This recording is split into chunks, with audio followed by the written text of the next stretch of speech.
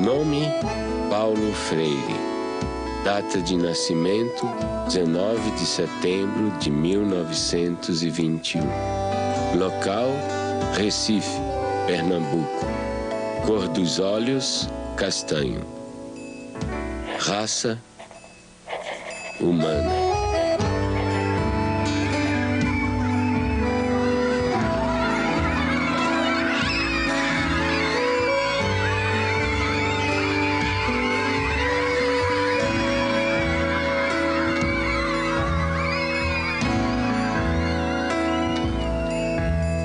Meu primeiro mundo foi o quintal de casa, com suas mangueiras, cajueiros de fronde, quase ajoelhando-se no chão sombreado. Ali engatinhei, balbuciei, me pus de pé, andei, falei. Eu fazedor de coisas, eu pensante, eu falante. Durante muito tempo, muita gente me pensou em mim ou falou em mim como se eu fosse um especialista em métodos e técnicas de alfabetização de adultos. Não é que eu ache que ser um especialista em alfabetização de adultos é uma coisa inferior. De jeito nenhum, eu acho uma coisa de uma importância enorme. Mas só que a minha preocupação desde o começo era um pouco mais gulosa do que essa. Quer dizer, o que eu buscava já naquela época, nos anos 50, era uma crítica à educação brasileira. Em Angicos, uma pequena cidade no sertão do Rio Grande do Norte, à beira da antiga estrada de ferro, começaram uma revolução. Sua primeira fase durou apenas 40 horas. O alvorecer de autêntica reforma de base que está repercutindo em todo o Brasil e que possivelmente logo envolverá o país inteiro.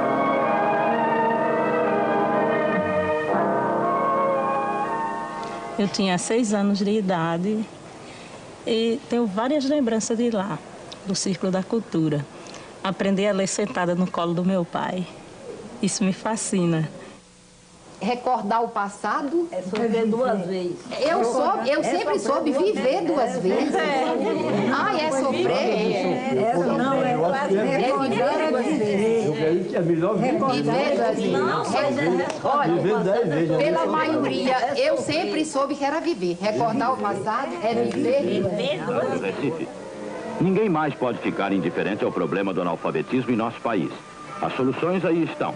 Não se pode recusar 40 horas a um homem que tem sede de saber, ou fome da cabeça, como dizem em Angicos, que precisa estudar, que tem esse direito até agora negado à maioria. Se lembra quando nós chegamos à cidade, a esta cidade aqui, para fazer aquele levantamento? Neida era muito pequenininha, tinha 6 anos, nem se lembra ainda, né? Mas eu me lembro alguma coisa. Eu lembro porque passou um jipe com alto-falante anunciando que ia chegar essa escola e as pessoas não acreditavam muito. Eu vi minha mãe dizendo assim para meu pai que queria estudar. Ele disse, isso não chega pra gente, não. Cabia a nós fazer um plano de alfabetização e educação de adultos, visando 100 mil matrículas, uma maneira de mudar a situação. Nós fomos recrutados, participamos de um treinamento e a primeira providência nossa foi nós nos deslocamos para Angicos para fazermos o levantamento do universo vocabular. Então íamos de casa em casa e ao final selecionaram, ele selecionou em Recife as palavras geradoras. No conjunto delas estava contido justamente todos os fonemas da língua portuguesa. Começando do mais simples, por exemplo, em Angicos a primeira palavra geradora foi belota. Então você sabe, belota são 3 sílabas fáceis, mais fáceis, não é? E muito usadas. Então, a partir das palavras, quando nós vencemos todas as sílabas, aí começamos a formar as frases. Olha, a velocidade com que isso ocorre, na primeira aula de alfabetização, quando se vai escrever num caderno, a folha do caderno é insuficiente para escrever 3 sílabas. E o lápis fura a folha do caderno. Naquele momento em que eu comecei a aprender com a classe trabalhadora, o que significava ser uma consciência dependente, uma consciência política dependente. Um ciclo da cultura é o nome que nós demos, Paulo Freire deu, para substituir a classe de alfabetização. Porque na classe de alfabetização permanece aquele sentimento de A sobre B, ou seja, de um professor que dita, um professor que diz, que transmite uma educação bancária, entende? E alguém que recebe. Quando nós chegamos em casa às 10, 8 horas da noite, 7 horas da noite, os meninos estão endiabrados porque não comeram bem, estão sujos, não tem água para tomar banho.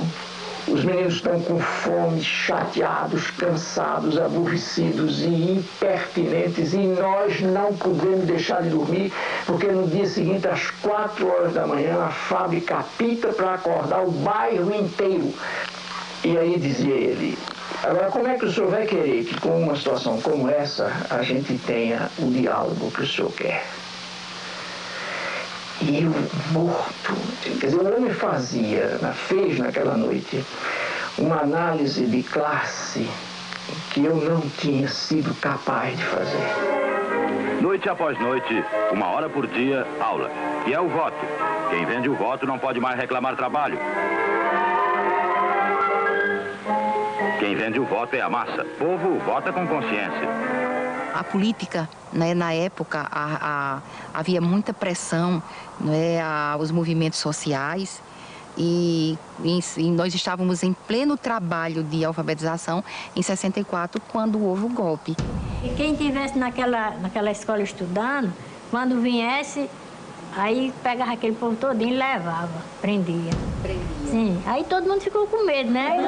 Eu sei que papai chegou em casa e disse: olha, minha filha, mamãe, você ajuda que for de papel, ajunte papel, lápis, livro e faça um foguinho, bota em cima e toca foguinho tudinho. Desse mesmo jeito eu fiz.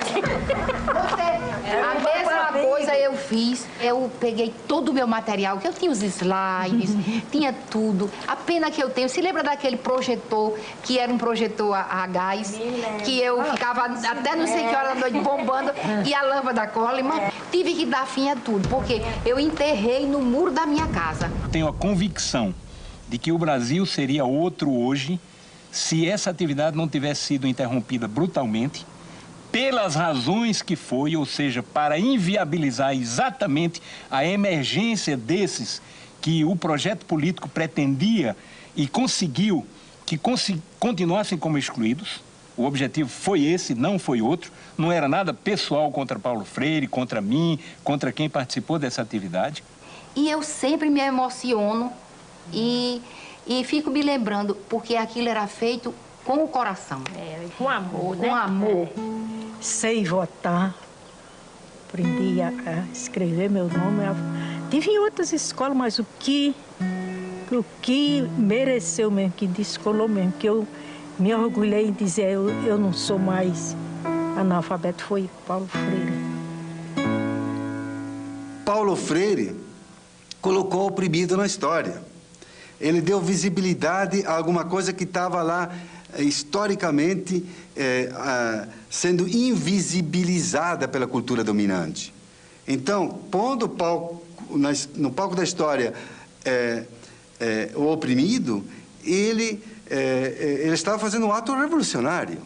A concepção antropológica de Paulo Freire é muito simples. Primeiro, você é um ser curioso. Então, a curiosidade é uma categoria fundamental, principal. Segundo, você é um ser inacabado, incompleto, inconcluso. Portanto, você precisa do outro, né? E terceiro, né, se você nasceu como um ser de ligação, conectivo com o mundo, e você comparte com o outro, né, compartilha com o outro o mundo, né? Esse mundo está em transformação, portanto, a antropologia de Paulo Freire está baseada na ideia de que o ser humano está em constante evolução, em constante transformação.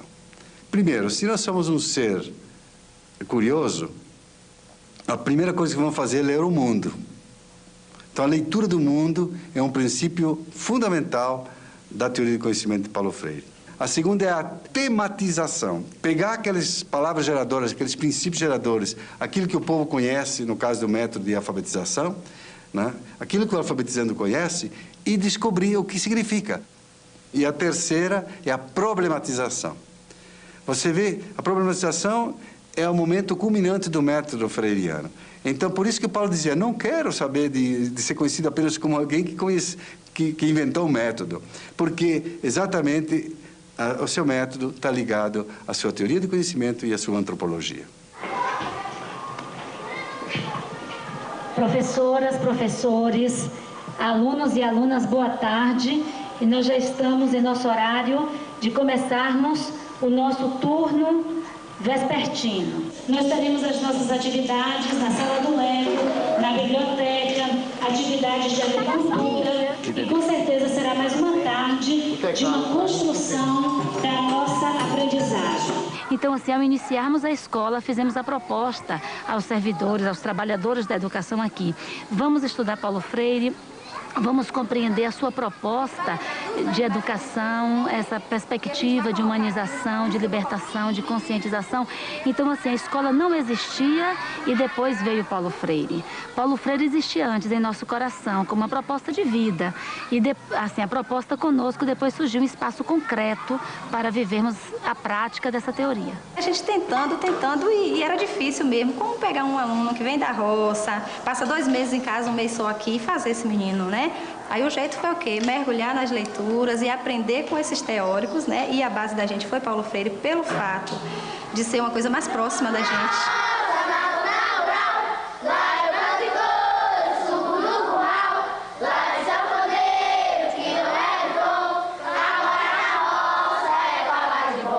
As crianças que nos chegam muito diferentes das crianças que são urbanas. Naturalmente, quando elas chegam, elas não conhecem o vaso sanitário, que para a gente é um valor. Isso ainda me emociona. Saber que muitas das nossas crianças tiveram que usar muito tempo o quintal da escola porque não sabiam usar um vaso sanitário. Então elas chegam aqui, às vezes, com um comportamento muito agressivo, né? Às vezes nós temos crianças aqui trazidas pelo conselho tutelar, crianças que a gente não conseguia chegar junto, tocar, porque elas resistiam. E hoje a gente vê, assim, transformação mesmo na vida deles, né? Hoje são crianças que sentam no colo, se a gente senta, eles vêm, chegam, sentam no colo. Crianças que a gente teve grande dificuldade para chegar junto. Ficou nervosa?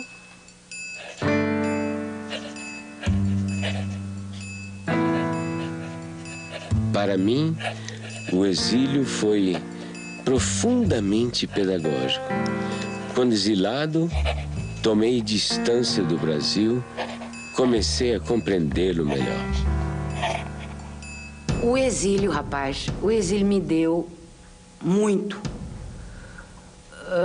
Só que o preço do dado é equiparado, tá fazendo? A quantidade que tu ganha é a quantidade que tu tem que pagar.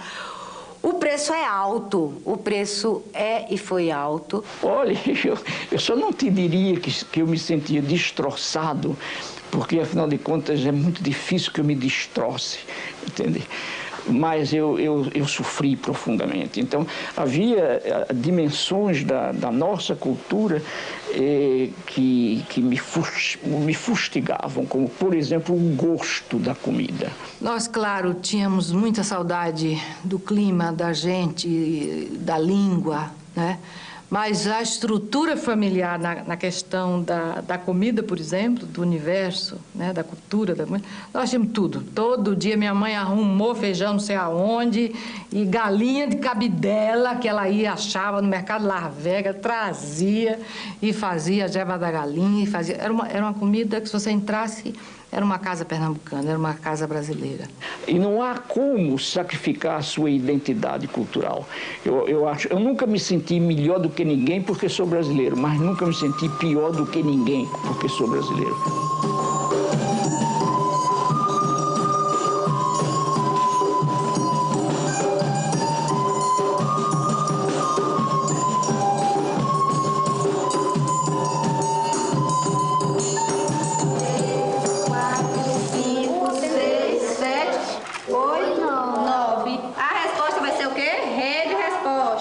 Quantas gudes ele dividiu? 9. Sobrou 9 gudes para cada colega. 9 gudes.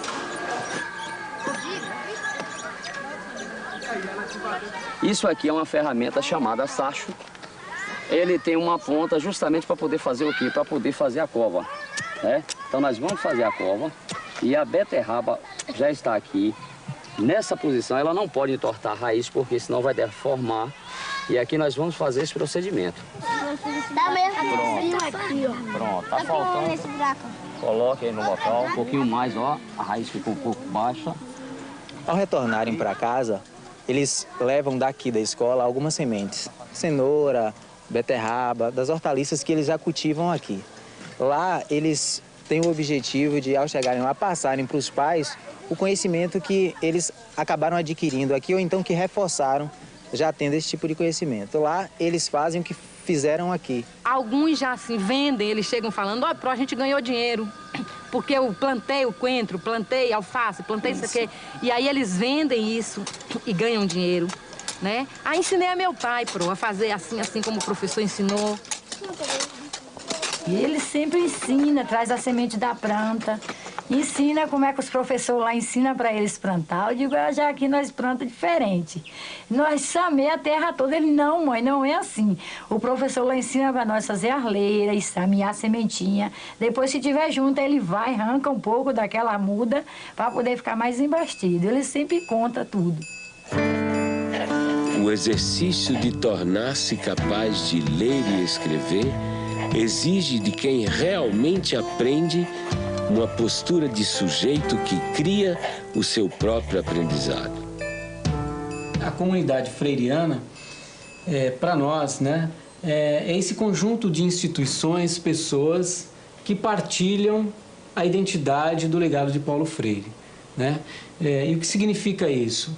Na verdade, são associações, grupos, instituições que vão se formando no mundo. Por exemplo, Portugal e Espanha. Em Portugal ocorreu o Fórum Paulo Freire em 2004, este ano agora, 2006, né, na Espanha. Enfim, são centros de estudos, né, freirianos, né, pesquisas, espaços de formação educacional. Oi, Luísa Cortesão. Primeiro, quero te agradecer muito pela sua contribuição aí de Portugal nesse documentário. Gostaria que você falasse um pouquinho o que é que vocês estão realizando, a experiência freiriana do Instituto aí. Está a ver, portanto, são debates muito aprofundados e muito fundos sobre questões teóricas que têm que ver com problemas que são sentidos na realidade.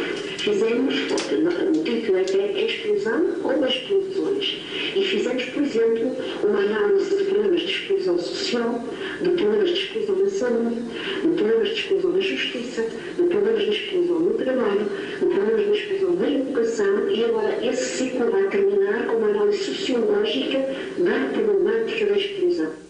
O que te levou a fundar uma cátedra Paulo Freire aí na Suécia, num local em que, digamos assim, há tão poucos oprimidos? Aqui em Suécia, depois de los años 70, que a gente conheceu aqui a Paulo Freire, há renascimento de interesse. Aqui em Uppsala, há projeto muito interessante de desenvolvimento sustentável, meio ambiente, não? E essa gente está muito interessada nos esquemas de conscientização, ¿no?, de pensamento crítico freiriano. Efectivamente, he trabajado con grupos étnicos oprimidos, incluso grupos indígenas, con camponeses, con operários também, ¿no? São dois traços de personalidade de Paulo. Primeiro, essa generosidade do menino aberto ao mundo sempre, que quer conhecer, essa alegria de conhecer o mundo. Segundo, a conectividade, que já é uma qualidade do adulto. Conectividade e a relação. Eu acho uma definição perfeita para qualquer ser humano decente. Ser um menino é guardar um pouco toda aquela carga de emoção da criança e a conectividade, que já é um projeto das pessoas adultas. Paulo Freire foi um menino da zona rural igual a gente, que aprendeu a ler debaixo da sombra da mangueira, que gostava de ler, gostava de escrever. Foi um homem que queria transformar o mundo. O momento em que o pai estava a trabalhar, né? Na famosa biblioteca, no espaço de trabalho dele, né?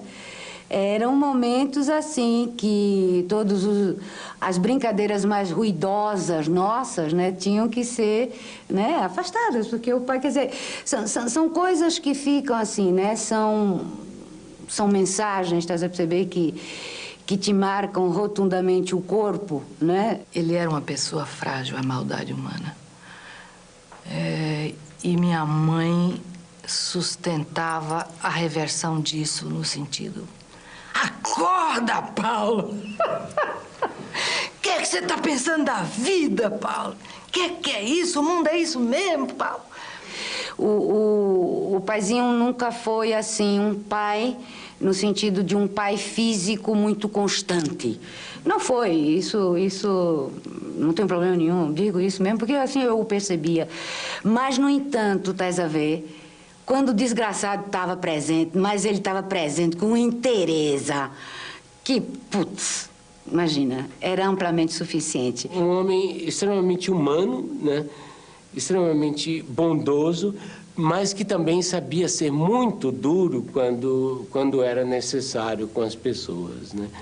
Quer dizer, ele tem uma frase dele que diz assim: se alguém quiser me insultar, que me chame de santinho. No campo pedagógico é muito mais atual Paulo Freire, porque a Unesco, por exemplo, colocou os 4 pilares da educação do futuro, né? Aprender a aprender, aprender a conviver, aprender a fazer e aprender a ser.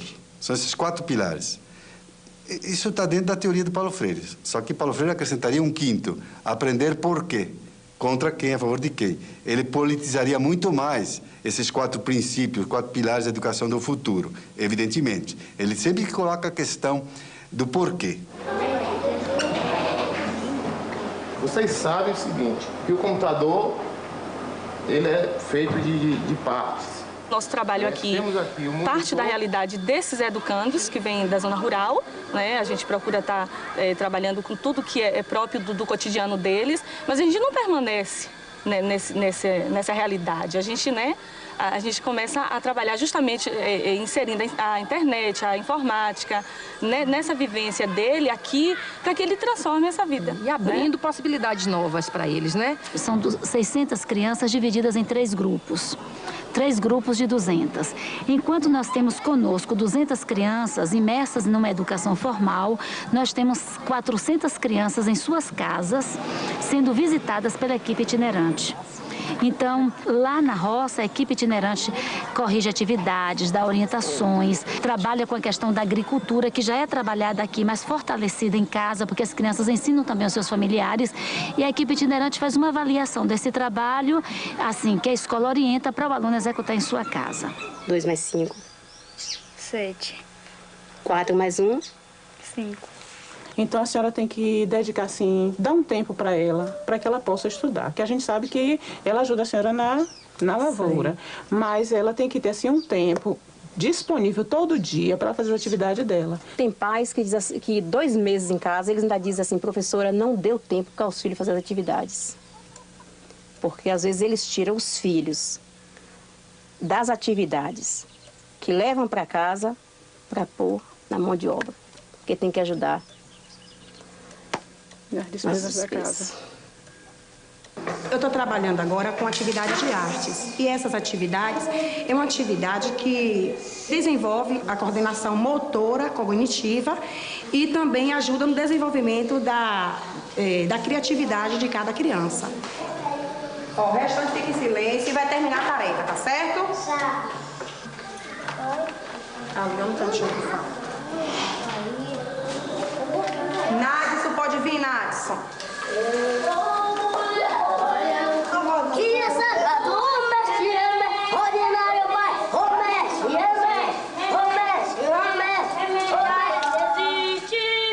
E tomar o banho bem o quê?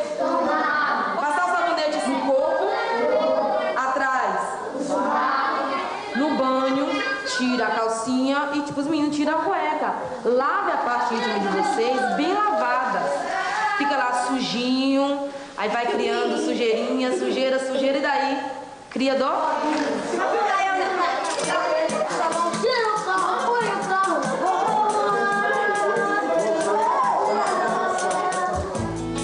Foi aprendendo que percebemos ser possível ensinar. O que nós vamos fazer hoje é uma coisa que alguns alunos nossos já têm experiência da disciplina Política e Problemática da Assistência, que a gente vai promover um círculo de cultura, tá? Nesse círculo de cultura nós vamos tratar hoje da doença infantil como uma patologia social e uma patologia orgânica, tá? Vocês receberam um texto, esse texto vocês já leram. A gente trabalha com uma pedagogia problematizadora, trazendo os casos, que a gente chama de casos da saúde, né? Transformando esses casos em situações existenciais, né? Então começa já a interface com o método, a pedagogia freiriana. E aí a gente chega para ela e diz, o que está acontecendo? Uma pergunta assim geral. E aí ela desaba, ela tinha passado a noite na rua, porque ela tinha sido agredida em casa, e ela não tinha como voltar para casa, passou a noite na rua. E aquela criança, na realidade, aquele sintoma que ela estava apresentando, que era uma dificuldade, né, respiratória, e que se de repente o profissional não tem um olhar atento, ele vai funcionar a veia, fazer a medicação, e ela vai voltar para casa ou para a rua, que no caso era. Então, essa doença, às vezes, quando chega, né, a gente tem que olhar muito mais do que aquela dificuldade da respiração, né? A gente tem esse convívio, esse contato maior, a gente tem uma maior autonomia, né, frente aos pacientes, então a gente pode ter essa troca mesmo. E lá a gente vê os casos de reciprocidade de mão dupla e a de uma via só. Quando você chega a um paciente e talvez nem dá um bom dia, já chega fazendo os procedimentos que tem que se fazer, é uma outra forma de reciprocidade, entendeu? E quando você chega falando, bom dia, como você tá, tudo bem? E aí, acho que você perde um minuto a mais, e às vezes nem é perda, é ganho, porque você vai ter o melhor atendimento mesmo para esse paciente. Ensinar não é transferir conhecimento, mas criar as possibilidades para a sua produção ou a sua construção. Quem ensina, aprende ao ensinar, e quem aprende, ensina ao aprender.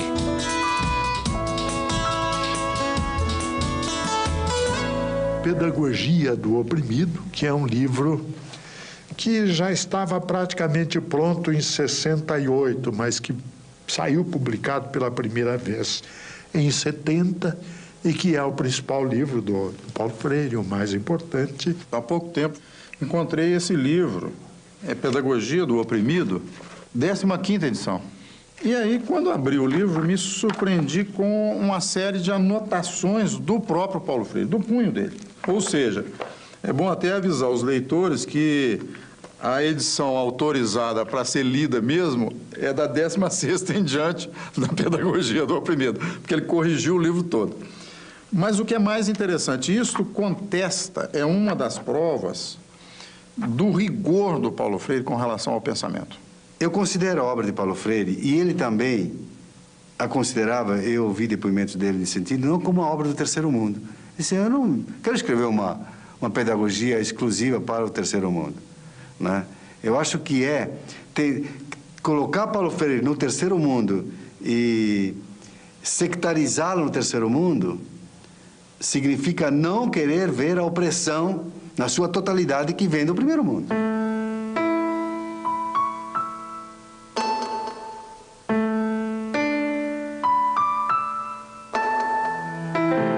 Ela foi a primeira leitora da pedagogia do oprimido, né? Ou seja, ela tinha uma sensibilidade, por exemplo, muito grande para escolher as palavras geradoras do método de alfabetização. E a Elza era uma grande educadora e que, inclusive, não acreditava que eu fosse outra coisa que não educador mesmo. Quer dizer, eu me lembro de uns sonhos que eu andei tendo na minha mocidade de ser juiz de direito, de fazer uma carreira por aí.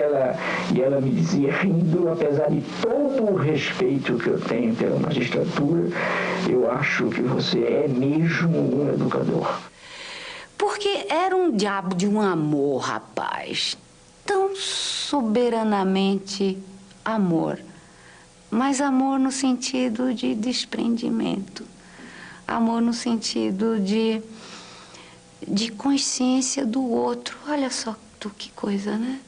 Quer dizer, ela teve um papel indiscutível na minha vida durante um longo período em que nós vivemos sem hiatos, não? Casados durante 42 anos, é um tempão, um negócio fantástico. Quando minha mãe morreu, meu pai morreu também. Morreu e eu escrevi até um poema falando disso. Quando minha mãe morreu, eu perdi meu pai, né? Fiquei órfã de pai e mãe e vou por aí. E ficou um pedaço de pai conhecido e um pai completamente desconhecido, que era aquele meio morto, né? Quando a Elza morreu, é óbvio que um cara que amou desse jeito, quando morreu, a pessoa que ele amou, morreu nele e com ele um bando de coisa. E, inclusive, morreu a vontade de viver.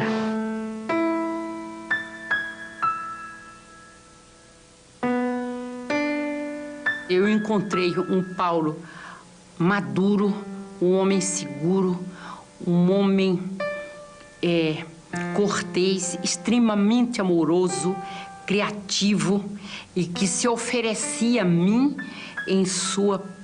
na plenitude das suas qualidades. Nós temos que educar para sermos seres mais. E o ser mais em Paulo é isso, é ser mais humanos, ter mais qualidade enquanto gente.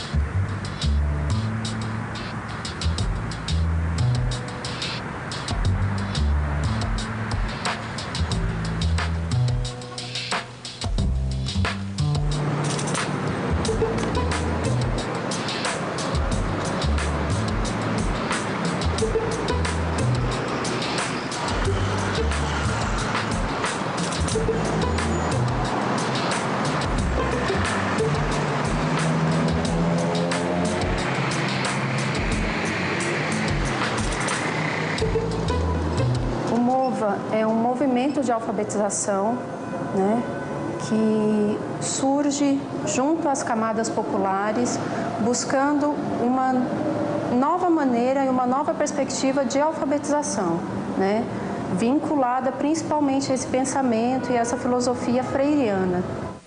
Logo que o Partido dos Trabalhadores ganhou a eleição em São Paulo, e através da prefeita Luísa Erundina, e antes mesmo dela convidá-lo para secretário, eu e o Paulo começamos a conversar sobre o desafio que estava colocado de criar um grande movimento de alfabetização de jovens e adultos na cidade de São Paulo, né? E logo a primeira ideia fundante era justamente essa ideia de que teria que ser um movimento. Aí por isso se chamou MOVA. Eu acho que uma das tarefas da educadora progressista hoje, com relação aos movimentos populares, é exatamente aprendendo com eles, com os movimentos populares, ensinar também. Quer dizer, não há por que temer, que tem o dever e a tarefa e o direito de ensinar também aos movimentos. De jeito nenhum eu jamais me entregaria aos movimentos como eterno discípulo deles. Mas de jeito nenhum, porque é mentira e é falso. Também não sou o eterno professor dos movimentos, mas eu sou o educador. É uma maneira diferente de aprender, entendeu? É uma maneira que eu não aprendi assim na escola, entendeu? Eu fiz até a 8ª série e muita coisa daqui não foi ensinado na escola.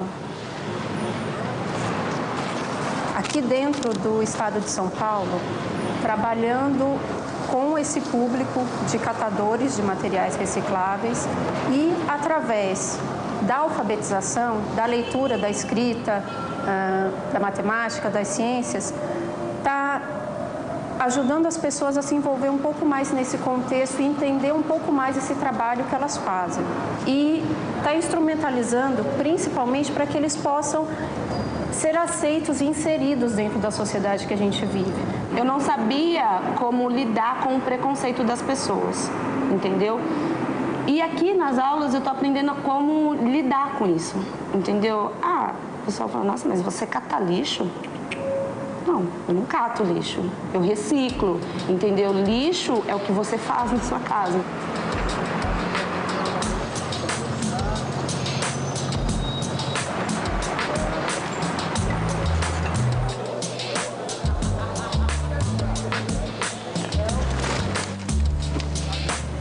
Eu estou aprendendo mais a me comunicar mais com as pessoas, né? Que é um pouquinho fechado e ficar mais extrovertido, né? Por causa da maneira que a gente aprende, né? Não é uma coisa assim que a gente chega na escola e não sabe o que vai fazer. No fim da aula a gente já sai satisfeito porque realizou alguma coisa.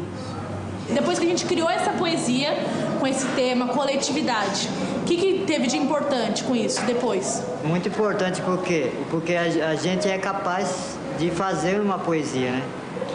Existe muita criatividade para isso, mas muitas vezes a gente no coletivo consegue conquistar mais ideias, né? Quem quer escrever Tempo Perdido? Minha poesia, estar com você. Sou uma pessoa muito contente e alegre, gosto de estar perto de vocês. Aprendo a ler, aprendo a escrever. Meu nome é Ailton, sou pobre de dinheiro, mas sou rico de saúde. Sobre as águas do mar e a luz brilhar ali pela rua passar sem saber o que, me sentindo tão só, sinto que é amor, sigo o amor, amando-te assim.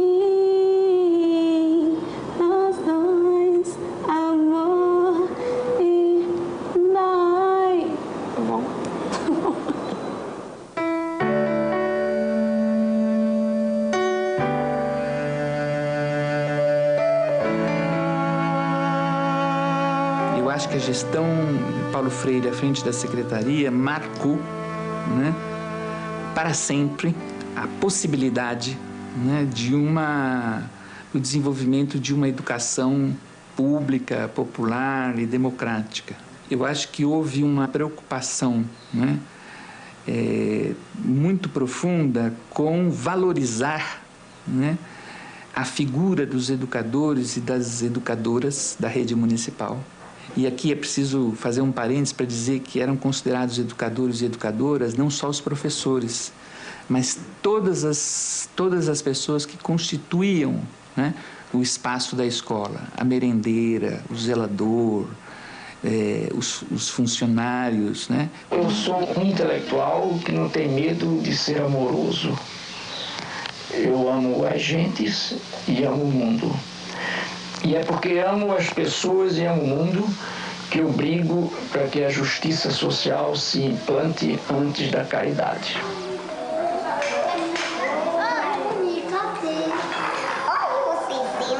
Ninguém começa lendo a palavra, porque antes da palavra, o que a gente tem para ler, à disposição da gente, é o mundo.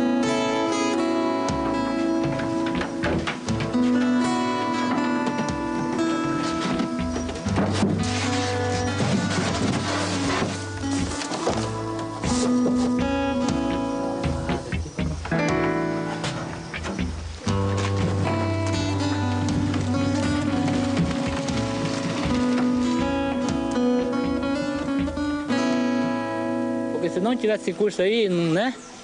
Nós não aprendia mais a ler, não aprendia nada. Ia ficar pro resto da vida sem saber ler nada. Porque a pessoa que não sabe ler, praticamente ele é cego, né?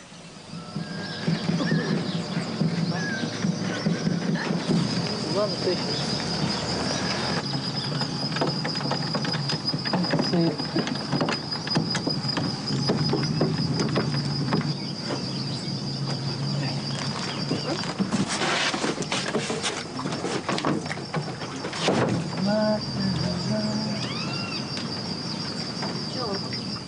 Se você sabendo ler, sabendo escrever, a gente fica mais seguro, né?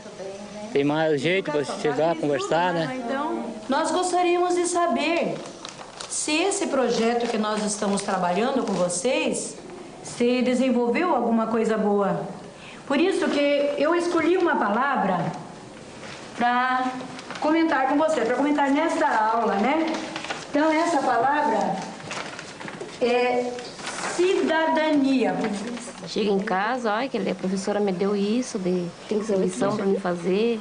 Se entende, dá uma força para mim, me explica. Se eu entendo, eu dou uma força para ele, ensino ele. Ensino ele para se desembaraçar mais, né, na lição. Mas eu acho que ele aprendeu bem mesmo. Esses meses que ele está na escolinha. Porque a gente que trabalha de empregada doméstica, assim, né? A pessoa não sabe dos produtos que tem que passar para limpeza, né? E assim, aprendendo a ler já é uma força, né? Boa, né? Sabe o que produto que vai usar. Vem aqui, filha. Sabe o produto que vai usar. E tá, deu uma força boa. Ela vai na escolinha comigo também todo dia. E ela tá fazendo o prezinho. Eu aprendo mais com ela, né? Ela aprende comigo. Assim a gente vai indo.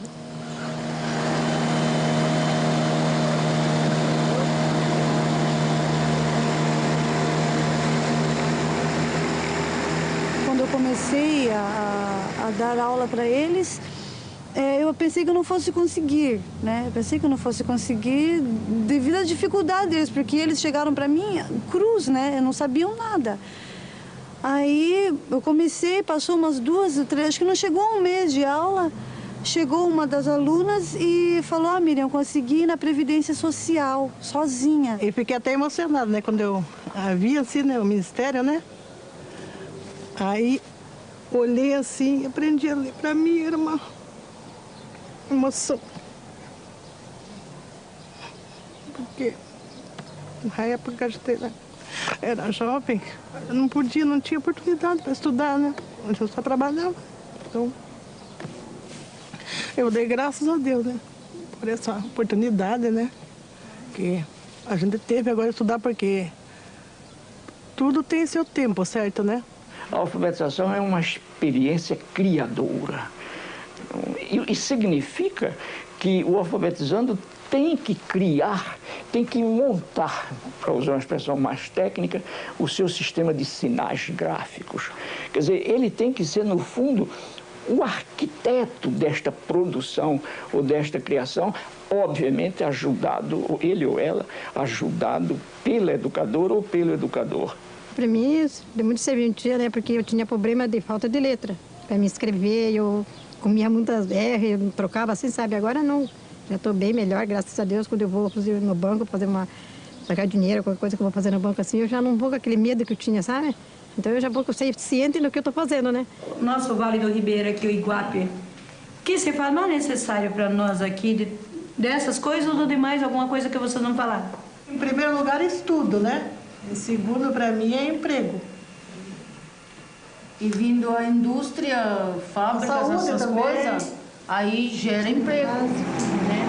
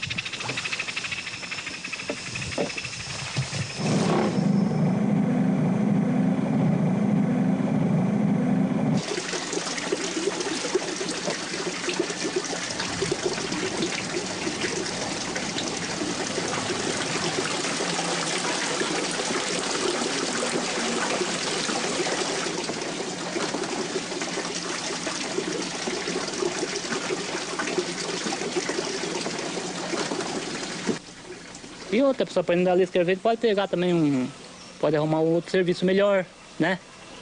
Tem tudo isso, então eu estou estudando e graças a Deus estou aprendendo.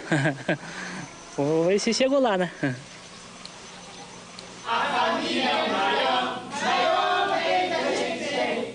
É feliz quem uma tem, ela tanto ajuda e definir também. Quem tem mãe tá numa boa, quem tem pai tá numa toa. Tem momentos que a gente discute e tem outros que a gente curte. Tem momentos que a gente discute. Quando veio a ditadura, a primeira coisa que fez foi um projeto que, se não me engano, se chamava Mobral e que tinha como lema o seguinte: é preciso ensinar as pessoas a ler para que elas possam ler as ordens que vêm por escrito, que era exatamente o contrário do processo dialogal do Paulo Freire, que tem tudo a ver com o teatro do oprimido e com Sócrates, que também usava esse processo do diálogo para que se chegasse a uma descoberta.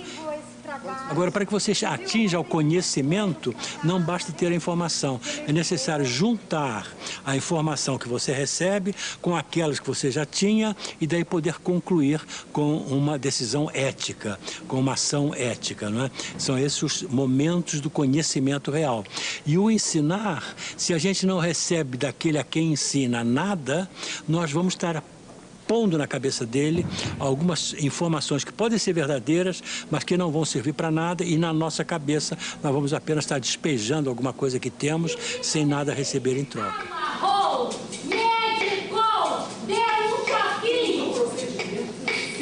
Eu não tenho dúvida nenhuma de que eu não posso ser entendido fora de uma compreensão da ética em mim e da política em mim. Eu acho que nenhum educador, nenhum pensador da educação está afastado disso. Quer dizer, a educação, enquanto formação humana, é um esforço indiscutivelmente ético e estético. Quer dizer, não há como separar também a decência da boniteza. Entende? Quer dizer, a educação, enquanto busca de boniteza, necessariamente procura a decência também, a decência do ser.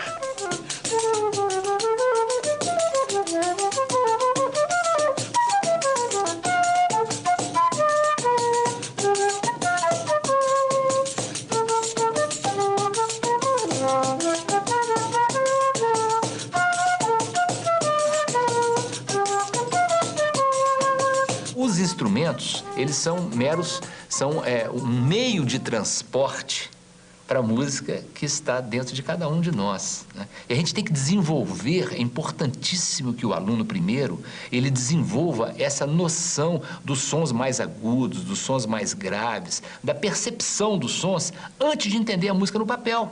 Agora presta atenção no que eu vou tocar para vocês. O som mais grosso, esse aqui, ó, esse som mais grosso, é esse som aqui. Agora tem esse outro dó aqui, olha. É um som um pouco mais agudo, ó. Esse. Agora esse outro é um pouco mais agudo. E esse último é muito fininho, parece um passarinho ou um bicho que tem um som muito fino, ó. O processo de alfabetização musical, do início da aprendizagem musical das escolas tradicionais, ele trabalha da forma contrária.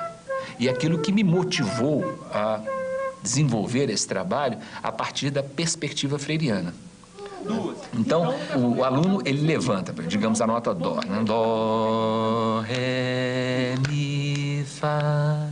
E o TEDEM diferencia essa forma de aprendizado porque fica em destaque, não é? Fica o espaço vazio do som, do som que você está querendo produzir, reproduzir, não é?